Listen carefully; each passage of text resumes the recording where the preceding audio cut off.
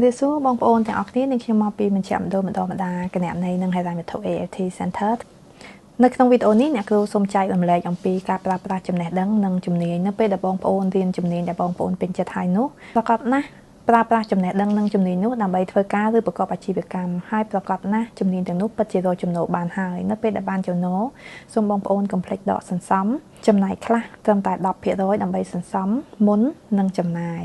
កុំភ្លេចថាដកទុកមុននឹងការចំណាយចំណែកដែលសន្សំនោះហាមដាច់ខាតកុំប៉ះពាល់ឲ្យសោះទោះបីជាចំណែក 90% ដែលយើងចាយអស់ក៏ដោយក៏មិនត្រូវដកប្រាក់ឬដកលុយដែលយើងសន្សំ 10% នោះដែរព្រោះថា 10% នោះយើងសន្សំទុកសម្រាប់ការវិនិយោគឬទុកទិញអ្វីមួយដែលយើងចង់ទិញឬសម្រាប់បើកអាជីវកម្មសម្រាប់បង្កើតអាជីវកម្មនៅពេលសន្សំបានគ្រប់ចំនួនសម្រាប់បើកអាជីវកម្មទៅហើយ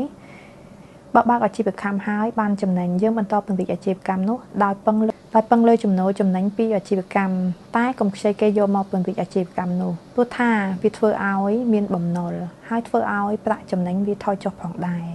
សួរមិនសួរអាចខ្សែធនក៏មានតែបើអាជីវកម្មខ្សែធនឲ្យខ្សែធនយើងបិទវាចោលហើយយើងត្រឡប់ទៅធ្វើការ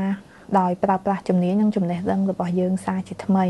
ហើយព្យាយាមសន្សំ 10% សារជាថ្មីទៀតសន្សំបានប្រាក់គ្រប់ចំនួនស្វែងរកបើកអាជីវកម្មសារទៅជាថ្មីហើយបើវាខាតទៀតយើងអាចបិទចោលត្រឡប់ទៅធ្វើការដោយប្រើប្រាស់ជំនាញយើងសារជាថ្មីហើយយើងអាចសន្សំលុយ 10% សារជាថ្មីទៀតឲ្យគ្រប់ចំនួននៅសម្រាប់បើកអាជីវកម្ម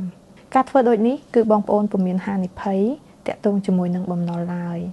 បើសិនជាបងប្អូនទាំងអស់គ្នាចង់រៀនជំនាញគណនេយ្យនិងហិរញ្ញវត្ថុគឺការអនុវត្តជាក់ស្ដែងផ្ទាល់តែម្ដងសូមកុំភ្លេចចុះឈ្មោះជាមួយនឹងសាលា AFT Center ដោយបងប្អូនអាចទំនាក់ទំនងតាមលេខទូរស័ព្ទឬក៏ Telegram 012 827 817 ឬក៏តាក់ទងមកតាមរយៈ Facebook Page AFT Training Center ដោយគ្រាន់តែបងប្អូនចុះឈ្មោះចូលរៀនដោយតម្លាក់លេខទូរស័ព្ទនិង email ខាងក្រុមការងារនឹងជួយចុះឈ្មោះជូនបងប្អូនចាសសូមអរគុណ